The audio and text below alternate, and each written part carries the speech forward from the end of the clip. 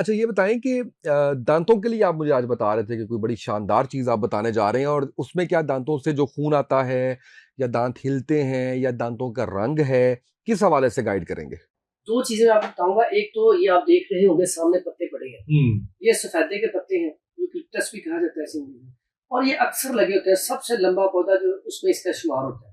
और इसके ये जो है ना, हम जब छोटे होते थे ना, तो हम इसको ना हमारे बुजुर्गों ने कहना कि इसे ऐसे तोड़ के ना, तो आपने ये दाँतों के ऊपर करना, और इसके फ़ायदे, ये एक तो ये इतना टेस्टी होता है, जायका बड़ा जबरदस्त, बच्चे बड़े शौक से खाते हैं। खुशबू बड़ी अच्छी इसको होती है। धोएँ, धो के ये देखिए, ये हाल है।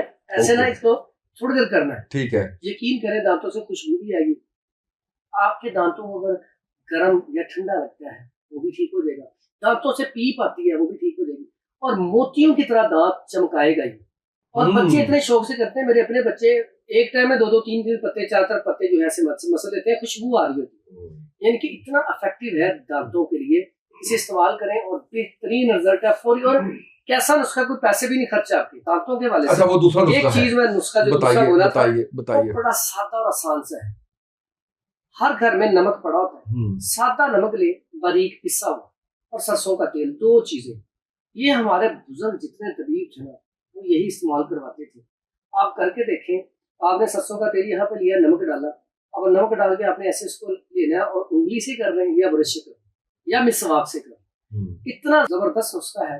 दांतों से पीप आ रही हो, दांत हिलते हो, आपने गुटखा, पान, नस्वार, सिगरेट या इस तरह की चीजें आप इस्तेमाल करते रहे, तो अल्लाह ताला ने नमक के अंदर ये सलाहियत रखी है कि वो अगर रेशा भी होगा, पस भी होगी, वो खत्म हो जाएगी। ओके। इतना जबरदस्त नुस्खा आपने पहले कभी नहीं देखा होगा। सिर्फ 2 चीजें।